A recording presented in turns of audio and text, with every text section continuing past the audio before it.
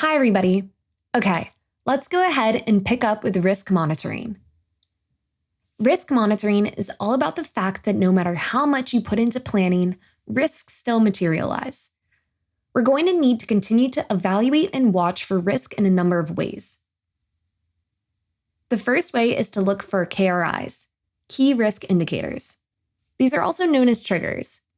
Triggers indicate that a risk event is likely to materialize. So, for example, if I'm concerned about a denial of service attack and I put my mitigation strategies in place, I'll also monitor the network. And if I see network traffic escalating and network utilization is at 70% and going up, then I'll see that as a key risk indicator.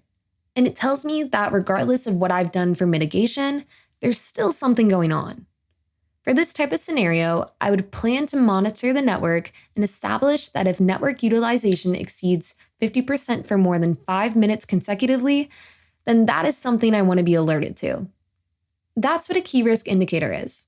It's an alarm or an early warning system. KRIs need to be determined early, and these are things you would add in your risk register. You would add what you are looking for as an indicator of the risk you are documenting. You want to be as proactive as you can and be preventative, but you also want an alarm that will tell you when your risk is going to materialize anyway. Other things you can do to monitor for risk are to review your logs. You want to do it proactively. Often, you only look at your logs after an event. But we find that if we've been looking at our logs ahead of time, we could have seen signs that something was happening before the actual event.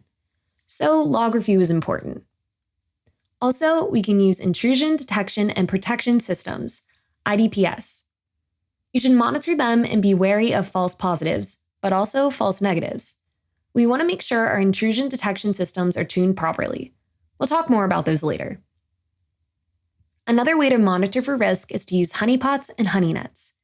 These are devices that are decoys. They're set aside to look like a vulnerable system, but instead, they contain detective software that monitors what an attacker does. Their purpose is distraction, but also detection of an attack. And finally, you want to keep in good communication with your incident response team.